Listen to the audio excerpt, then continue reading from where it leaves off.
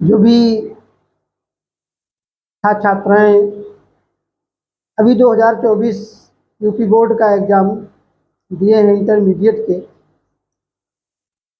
उनका रिजल्ट भी आ गया है और लगभग अधिकतर बच्चे पास आउट भी हुए हैं।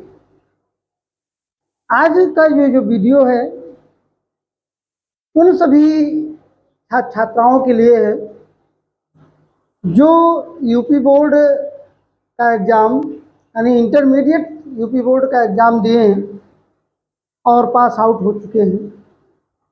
अब उनके सामने कई सारी समस्याएं हैं कि इंटर के बाद वो क्या करें।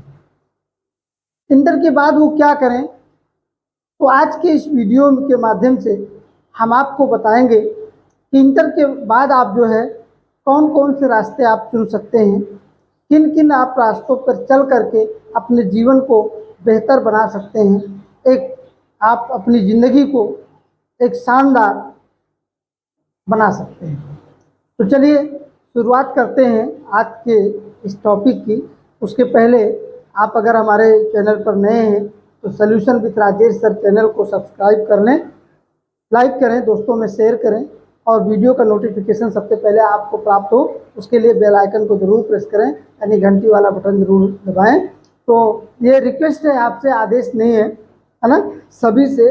तो अब जो है यहाँ पर हम बात करते हैं कि जो भी इंटरमीडिएट के स्टूडेंट हैं जो पास आउट हुए हैं, 2024 का एग्ज़ाम क्लियर किए हैं, तो उनके पास समस्या है कि वो क्या करें, है ना, इंटरमीडिएट के बाद क्या करें। तो मैं जो है आज उनको 4 ऑप्शन बता रहा हूँ, है ना, 4 ऑप्शन है उनके लिए कि वो इनमें से क्या चुन सकते हैं, क्या चुन सकते हैं, जो उनको उचित लगे उसका चुनाव वो कर सकते हैं। देखिए पहला क्या है कि वो जो है अपनी पढ़ाई करें। क्या करें? अपनी पढ़ाई करें, है ना, ये पहला ऑप्शन है। क्योंकि वो इंटर किए हैं तो इंटर के बाद में अगर पढ़ाई नहीं करते हो तो आपका इंटर करने का कोई मतलब है नहीं, क्योंकि आपकी शिक्षा वहीं पर, अगर आप इंटर करने के बाद में अपनी पढ़ाई बंद कर देते हो तो आपकी शिक्षा वहीं पर समाप्त हो जाती है ना। और जिस चीज़ को मतलब जो है उपयोग में नहीं लाया जाता है तो क्या होता है, जैसे एक लोहा है और लोहे को आप जो है कहीं पर फेंक दो, कहीं पर ज़मीन में रख दो और उसको उपयोग में ना लाओ, यूज में ना लाओ, तो क्या होता है, वो धीरे धीरे उस पर जंग लग जाती है और जंग लग जाती है तो उसको एकदम ख़त्म कर। तो इस प्रकार से अगर जो है आप जो है अपनी पढ़ाई को यहीं पर रोक देते हैं इंटर करने के बाद में, तो क्या होगा, आपने जो पीछे पढ़ाई की है ना उसका भी कोई मतलब नहीं रह जाता, खत्म हो जाता वहीं से काम।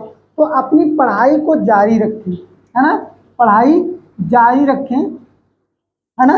लेकिन यहाँ पर बात आती है कि बहुत से ऐसे बच्चे हैं जो निर्धन परिवारों से भी आते हैं, जो इंटर तो किसी तरह उनके मम्मी पापा ने उन्हें करवा दिया, लेकिन अब पैसे की कमी की वजह से, आर्थिक तंगी की वजह से बहुत से ऐसे गार्जियंस हैं जो वहीं पर अपने बच्चे की पढ़ाई रोक देना भी चाहते हैं, है ना। और अधिकतर हमने देखा है कि ये जो है लड़कियों के लिए ज़्यादा लागू होता है ना। कई हमारे पास जो है लड़कियां जो इंटर की थी, जो पढ़ रही थी, अभी हाल में एग्ज़ाम दिए हैं, उनमें से कई लड़कियां हैं जो ये कह रही थी कि सर अब जो है हमारे मम्मी पापा कहते हैं कि अब इंटर के बाद नहीं पढ़ाएंगे। तो यहाँ पर जो है एक समस्या तो बनती है ना, कि अपनी पढ़ाई जारी रखें तो कैसे जारी रखें, ये समस्या बन रही है। लेकिन पढ़ाई को आप जारी रखें ये ज़रूर मैं कहूँगा। तो आप पढ़ाई जारी रखें यानी अपनी जो डिग्री है ना, उस डिग्री को आप पढ़ाते रहें आगे। तो डिग्री बढ़ाने का मतलब जो बच्चे इंटर किए हैं, इंटर के बाद में क्या करेंगे, बीए करेंगे, बीए के बाद में वो फिर एमए करेंगे, है ना। तो अब देखिए यहाँ पर क्या है, 3 साल उनका बीए होगा, 2 साल का एमए होगा, यानी 5 साल इसमें लग जाएंगे,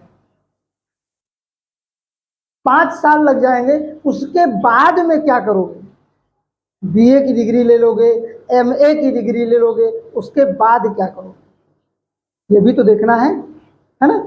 तो यहाँ अच्छा, आपकी जो मान लीजिए एज है इस समय वो 18 वर्ष जरूर होगी, जो भी इंटर फाइनल किया 18 वर्ष की उम्र होगी, और 18 में अगर 5 जोड़ देते हैं तो क्या हो जाएगी, उम्र आपकी 23 वर्ष की हो जाएगी, 23 वर्ष की हो जाएगी। तो आप जो है फिर 23 वर्ष की उम्र के बाद आप क्या है, आप तैयारी करोगे?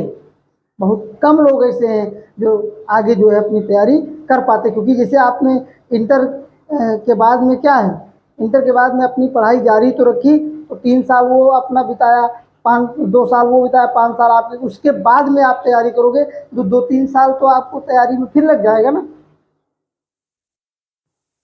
तो इसलिए जो है पढ़ाई अपनी जारी रखें, लेकिन करस्पॉन्डेंस के माध्यम से अपनी पढ़ाई जारी रखें, यानी जो है जैसे आप फॉर्म भर के पढ़ाई करते हैं ना, वो प्रक्रिया जो है आप अपनी जाए। ये सबके लिए नहीं मैं बता रहा हूँ कि सबके लिए सब लोग सोचे कि सर तो जो है प्राइवेट फॉर्म भरने के लिए कर रहे, नहीं, रेगुलर अगर आप क्लास अटेंड करते हैं तो ये तो बेस्ट है ना, बहुत बेस्ट है। लेकिन जिनके पास समस्या है उनकी बात मैं कर रहा हूँ, है ना, कि वो अपने करस्पॉन्डेंस के माध्यम से जो है अपनी पढ़ाई जारी रखें। उसके साथ साथ जो दूसरा ऑप्शन है वो तैयारी करते रहें। अपनी तैयारी क्या करना है, किसी गवर्नमेंट जॉब की तैयारी करना है। गवर्नमेंट जॉब के लिए कंपटीशन की तैयारी करते रहिए। कंपटीशन की तैयारी करते रहिए। बहुत सारे कोचिंग सेंटर हैं, किसी भी कोचिंग सेंटर को आप ज्वाइन कर लीजिए, और वहाँ पर जो है आप जो है केवल अपनी जो है तैयारी करिए, अपनी तैयारी करिए। जब तक आपका ये 3 साल बीए होगा, 2 साल एमए होगा, तब तक आपकी तैयारी जो है इतनी बेस्ट हो जाएगी, इतनी अच्छी हो जाएगी कि आप कोई भी एग्ज़ाम, कोई भी कॉम्पिटिटिव एग्ज़ाम आप जो है बहुत आसानी के साथ आप चुटकियों में निकाल सकते हैं। बस केवल आप ये तरीका अपनाइए कि आप जो है ग्रेजुएशन आप करते रहिए, लेकिन ग्रेजुएशन के साथ साथ आप अपनी गवर्नमेंट जॉब की तैयारी भी करते रहिए, है ना। गवर्नमेंट जॉब की तैयारी का मतलब है कि किसी आप टीचर से आप संपर्क करके उससे आप जानकारी कर लीजिए, सलाह ले लीजिए कि आपका जो है किस मतलब जो है उसमें जो है तैयारी करें, किस दिशा में आप अपनी तैयारी करें, है ना, या किस पद के लिए, किस विभाग के लिए, है ना, ये जो है आप जानकारी। तो यहाँ पर जो है आप अपनी तैयारी करिए। उसके बाद में जो तीसरा ऑप्शन है वो है प्राइवेट जॉब, है ना। बहुत से ऐसे बच्चे हैं जो इंटर करने के बाद में प्राइवेट जॉब करना शुरू कर देते हैं। क्यों करना शुरू कर? क्योंकि उनकी आर्थिक स्थिति इतनी अच्छी नहीं होती है कि वो अपनी आगे पढ़ाई कर सके, है ना। इंटर तो कैसे तैसे मान लीजिए मम्मी पापा के द्वारा हो करवा दिया गया, लेकिन अब आगे ग्रेजुएशन करने के लिए, पीजी करने के लिए उनके पास पैसे नहीं है। तो फिर तीसरा ऑप्शन यहाँ बचता है कि वो किसी प्राइवेट जॉब को ज्वाइन कर लें। लेकिन प्राइवेट जॉब तो ज्वाइन कर लेंगे, लेकिन उसमें क्या है, ज़्यादा 10,000 या 12,000 जो है सैलरी मिलेगी, और काम आपसे 12 घंटे, 8 घंटे से तो कम होना नहीं, 12 घंटे। तो आप अगर किसी प्राइवेट जॉब को ज्वाइन कर लेते हो ना, तो उसके बाद में आप सोचो कि अपनी तैयारी कर पाओगे, तो तैयारी नहीं कर पाओगे, आपकी तैयारी नहीं हो पाई, क्योंकि आपसे इतना वहाँ पर वर्क लिया जाएगा, काम लिया जाएगा कि आपके पास टाइम ही नहीं बचेगा कि आप अपनी तैयारी कितने समय। लेकिन अब यहाँ मजबूरी है कि जिनके पास कोई व्यवस्था नहीं है, आर्थिक तंगी है, तो आखिर वो करें तो क्या करें, उनको तो फिर कोई ना कोई प्राइवेट जॉब ढूंढना ही पड़ेगा, है ना, ढूंढना पड़ेगा। तो यहाँ पर जो है जो तीसरा ऑप्शन है ये है बिजनेस का। क्या है? बिजनेस का। अब ये बिजनेस वाला जो चौथा ऑप्शन है ये बिजनेस है। देखिए बिजनेस क्या है, बिजनेस तो वही लोग कर सकते हैं ना जिनके मम्मी पापा के पास पैसा हो, जो संपन्न परिवार के बच्चे हों, वही, यानी भाई मम्मी पापा जो है अपना लगा दिए 1-2 लाख रुपए और कोई शोरूम खोल दिया कि चलिए भाई वहाँ बैठिए और कमाइए। तो ये तो उनके लिए बेटर है जिनके पास पैसा है, जिनके पास पैसा है। और जिनके पास पैसा नहीं है तो वो तो इसको नहीं कर सकते ना, क्योंकि इसमें तो जो है इन्वेस्ट करना होगा ना, और इन्वेस्ट सब लोग नहीं कर सकते। जिसके पास पैसा है वही तो इन्वेस्ट कर सकता है ना। तो मेरे ख्याल से, मेरे विचार से जो ये आपका दूसरा ऑप्शन है तैयारी, ये आपके लिए बेटर रहेगा। इसको आप चूज कर सकते हैं। यानी अपना जो है इंटर करने के बाद में ग्रेजुएशन के लिए आप फॉर्म आप डाल दीजिए, अप्लाई कर दीजिए, है ना। और आप जो है कॉलेज भी जाइए, ऐसा नहीं कि आप फॉर्म डाल करके आप बैठ जाइए घर में, नहीं, आप कॉलेज भी जाइए, लेकिन आप जो है गवर्नमेंट जॉब के लिए आपको तैयारी करनी पड़ेगी।